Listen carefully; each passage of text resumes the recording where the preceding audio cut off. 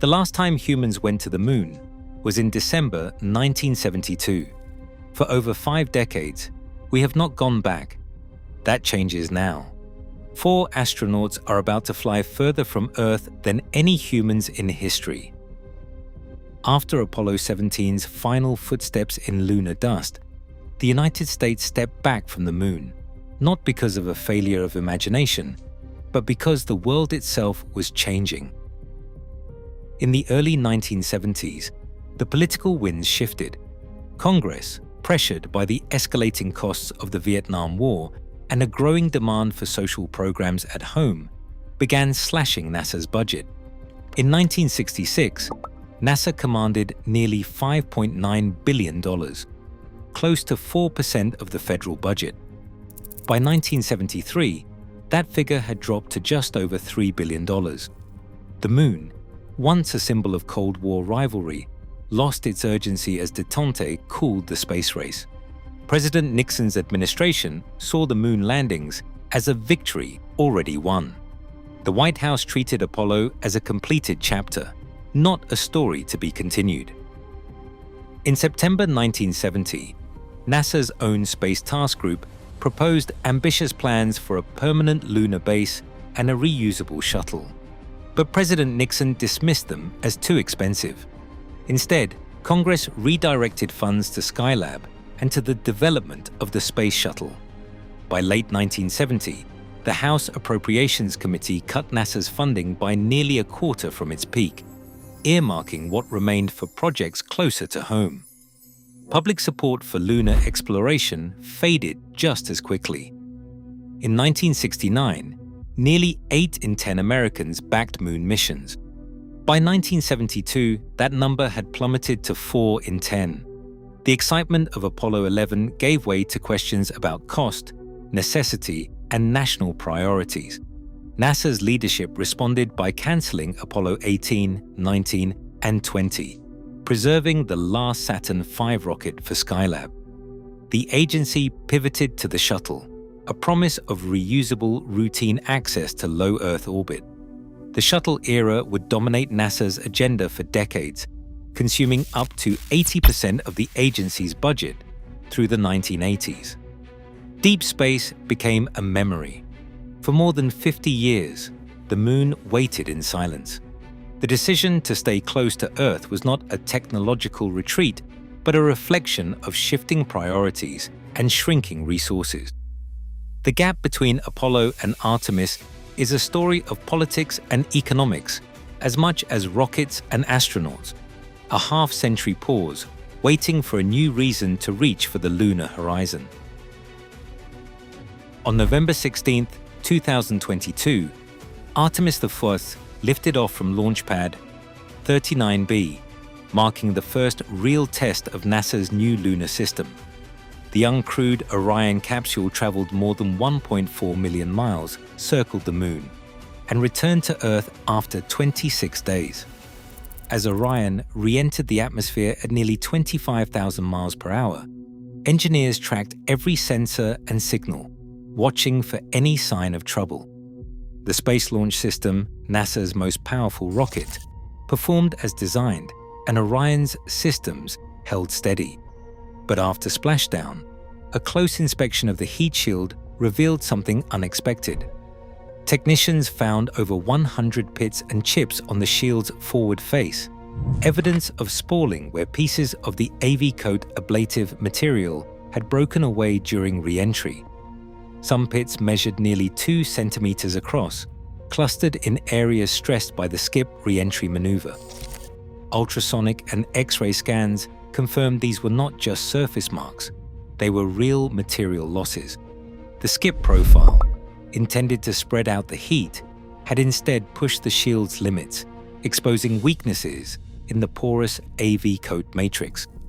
NASA's engineers, joined by independent experts and contractors, dug into the data.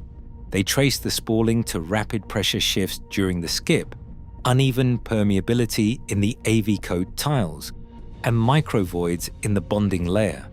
For a crewed mission, even a small breach could be catastrophic. The team ran simulations. tested new batches of material, and examined every possible re-entry angle. The solution was to abandon the skip. For Artemis II, Orion will return on a steeper, direct path, accepting higher peak heat but reducing time in the danger zone. This restores a solid safety margin and meets strict human rating standards. NASA tightened AV coat manufacturing specs, improved bonding, and added full coverage ultrasonic scans and more embedded sensors. Flight software was updated to hold Orion's orientation within half a degree during peak heating. On March 20th, 2026, SLS and Orion will roll out again, this time ready for a crew. Every fix is a direct answer to Artemis I's lessons, proof that engineering, not luck, opens the path to the moon. 4 names are etched into the Artemis II mission patch: Reed Wiseman, Victor Glover, Christina Koch, and Jeremy Hansen. Each brings a different path, a different story, and together they are about to carry humanity farther from Earth than any crew before them. Reed Wiseman, the commander, is no stranger to tight quarters and high stakes. A Navy test pilot and veteran of the International Space Station, Wiseman has logged more than 165 days in orbit, including 3 spacewalks. He is known for a calm presence under pressure, a steady hand at the helm as the team faces the unknowns of deep space. Victor Glover sits in the right seat as pilot.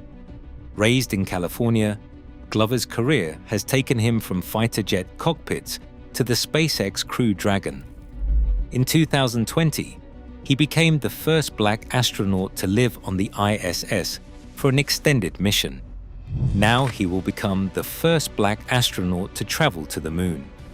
Glover's reputation for discipline and humility is matched by his skill. He is the one you want flying when the margin for error is razor thin. Christina Koch, mission specialist, holds the record for the longest single spaceflight by a woman, 328 days aboard the ISS. Her background in electrical engineering and physics, combined with her experience on long-duration missions, makes her the backbone of science and systems on Artemis II. Koch will be the first woman to journey beyond low Earth orbit and the first to fly to the moon. For her, this is not just a mission. It is a milestone for women everywhere who grew up watching the stars and wondering if they could get there too. Jeremy Hansen, also a mission specialist, carries the maple leaf of the Canadian Space Agency. A former fighter pilot and physics graduate, Hansen has trained alongside NASA astronauts for over a decade. When Orion swings around the moon, Hansen will become the first non-American to make the trip, a symbol of Artemis as a global endeavor. On March 18, 2026, all 4 entered NASA's quarantine, a ritual that links them to the Apollo crews. The world outside kept moving, but for the crew, time narrowed to a few final days of preparation. 2 days later, the Space Launch System rolled out to Pad 39B, standing ready for the moment when these 4 will carry the hopes of a new generation back to the moon. This is not just a return, it is a statement. The future of exploration belongs to everyone. At 6:24 p.m. Eastern on April 1st, 2026, the countdown reaches 0. The Space Launch System, standing nearly 100 meters tall on Pad 39B, erupts in a column of white flame. 4 astronauts, Wiseman, Glover, Koch, and Hansen, ride a controlled earthquake as 8.8 million pounds of thrust lift them skyward. In just over 8 minutes, Orion and its crew are in low Earth orbit, but the real journey is only beginning.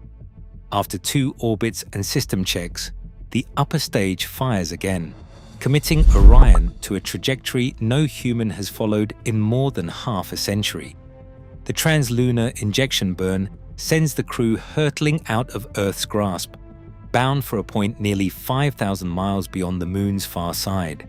The spacecraft will reach a record distance from home, over 248,700 miles, surpassing even the legendary Apollo 13.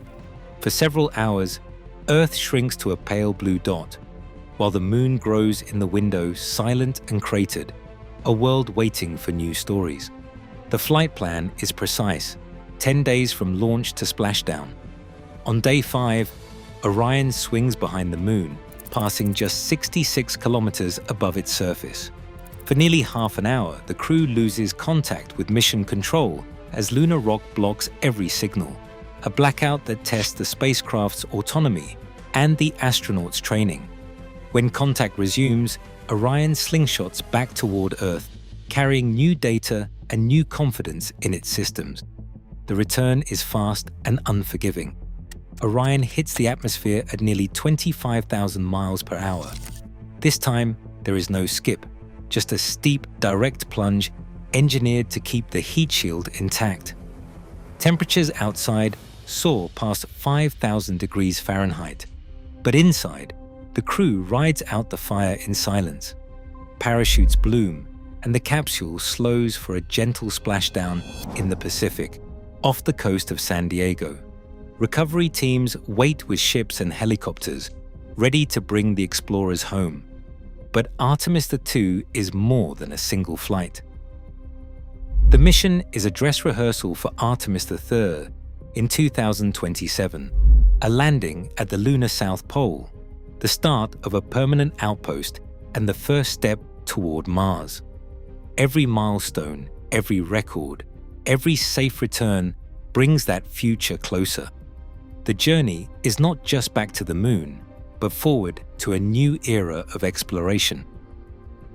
Right now, Artemis II stands ready at Launch Pad 39B, crew in quarantine, and the countdown is ticking toward a March 2026 liftoff. This isn't just a return, it's a new beginning. As humanity prepares to break records and barriers, one question remains: how far will we dare to go next?